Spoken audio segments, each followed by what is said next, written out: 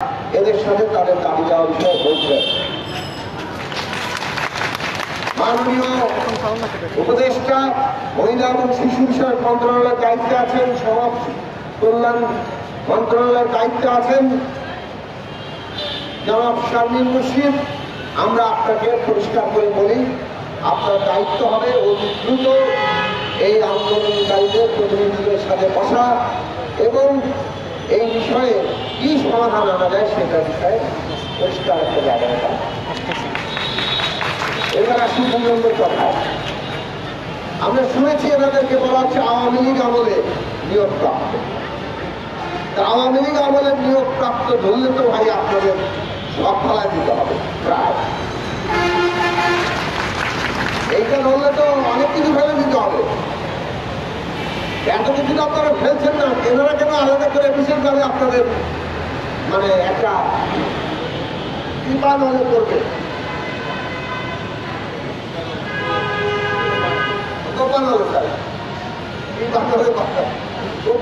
করবে বিশেষভাবে আপনাদের আলাদা করে এই তথ্য করা আপনারা আওয়ামী লীগ আমলে নিয়োগপ্রাপ্ত, যেন আর কেউ আওয়ামী লীগ আমলে নিয়োগপ্রাপ্ত হয়নি এইভাবে চিহ্নিত করার কোনো সুযোগ নাই। যারা প্রতিযোগিতামূলক পরীক্ষা দিয়ে এসছে রাষ্ট্রের বিভিন্ন প্রতিষ্ঠানে, তাদেরকে সরকারের কিংবা রাষ্ট্রের কর্মকর্তা কর্মচারী হিসেবেই বিবেচনা করতে হবে। ওই ক্ষেত্রে কোনো ব্যক্তি বিশেষ যদি চাকরিবিধি লঙ্ঘন করে কিংবা ফ্যাসিস্ট শাসনের প্রত্যক্ষ মদতদাতা হিসেবে অভিভূত হয় কিংবা তার প্রমাণ থাকে, তাহলে তার বিরুদ্ধে ব্যবস্থা নেয়। সালামভাবে সবাইকে দোষর কিংবা আওয়ামী লীগ আমলে নিয়োগপ্রাপ্ত এইভাবে কোনো ট্যাগ লাগানো কিংবা কারোর বিরুদ্ধে ব্যবস্থা নেওয়া, একদল মানুষের বিরুদ্ধে ব্যবস্থা নেওয়া, এটা কোনো যুক্তিসঙ্গত নয়, গ্রহণযোগ্য নয়।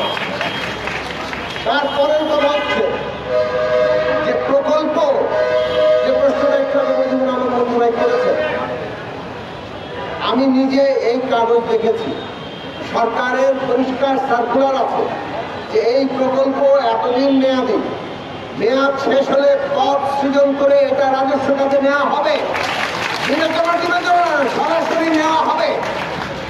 ওখানে পরিষ্কার করে লেখা আছে পদ সৃজন করে রাজস্ব খাতে এদেরকে স্থানান্তর করা হবে। এটা দেখেই তো এসেছে। এখানে অনেকেই বিশ্ববিদ্যালয়ের পড়ুয়া, বিভিন্ন বিশ্ববিদ্যালয়ের কলেজ থেকে একটা নির্দিষ্ট পর্বের ডিগ্রিপ্রাপ্ত, তারা এখানে এই সম্ভাবনা দেখেই এই চাকরিতে এসছেন। অন্য চাকরিতে তারা চলে যেতে পারতেন। এখন চাকরিতে আবার বয়স সীমা আছে, তা আপনি এদের বয়স সীমা তো অতিক্রম হয়ে গেছে, এরা তো অনেক কিছুতে এখন চাকরির জন্য আবেদন করতে পারবেন না। আপনি এদের কি পরিণতি হবে সে বিষয়ে ভাবেন না, না ভেবে আগে ভাবার সিদ্ধান্ত আপনি নিতে পারেন। যেখানে সরকারের কর্তৃপক্ষ বলছে যে তাদেরকে স্থানান্তর করা হবে, কোন রকম এগুলো নাই, যদি কিন্তু নাই, কিন্তু ওখানে পরিষ্কার করে লেখা আছে এরা স্থানান্তর হবে। অন্যদিকে এরা সবাই প্রতিযোগিতামূলক পরীক্ষা দিয়ে এসছে, কারো সুপারিশে নিয়োগপ্রাপ্ত হবে, তাহলে তাদেরকে আপনাদের এই ব্যবস্থাটা করতে হবে। আচ্ছা, এখন আরেকটি প্রশ্ন তোলা যাবে, এই যে তথ্য আমার কাজটা এটা কি দরকার? এটা অনেকে বলতে পারে এই কাজেরই কোনো দরকার আছে, এই প্রকল্প আদৌ কোনো প্রয়োজন ছিল কিনা।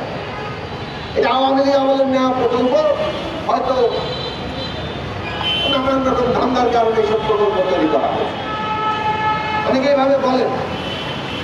কিন্তু আমরা দেখতে পাচ্ছি এই সরকার এই প্রকল্পের যে কাজ সেটা 3য় ফেজে শুরু করতে যাচ্ছে।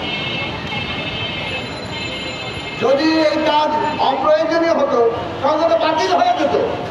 3য় ফেজে শুরু করে প্রয়োজনীয়তা দেখেন তো, তাহলে এই কাজটা প্রয়োজনীয় এবং এই প্রয়োজনীয় কাজে এখানে প্রায় 1500 উপরে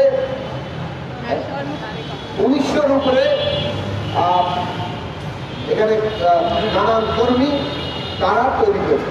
এবং তাদের একটা দক্ষতা তৈরি হয়েছে, তাদের সাথে মানুষের একটা যোগাযোগ তৈরি হয়েছে। এখন এই যে দক্ষতা, রাষ্ট্রের জনগণের ট্যাক্সের পয়সা ব্যয় করে আমরা লোকজনকে দক্ষ করে তুলব, তারপর তাদেরকে আমরা ছাড়ে করে দেবো, নতুন প্রকল্পে নতুন লোক আসবে। এর পেছনের উদ্দেশ্যটা এই যে নতুন প্রকল্প করে নতুন লোক নেওয়ার আগ্রহ, এইটার সাথে বাংলাদেশের নিয়ম বাণিজ্যের সম্পর্ক আছে, যার ফলে অনেক কর্মকর্তারা যারা ফ্যাসিবাদের দোষক ছিল বহাল তবিয়তে বসে থাকেন, আবার এই ধরনের নীতিমালা। Immigration to Canada. We provide the best quality service and solution for Canada immigration. Please visit our website and contact for details.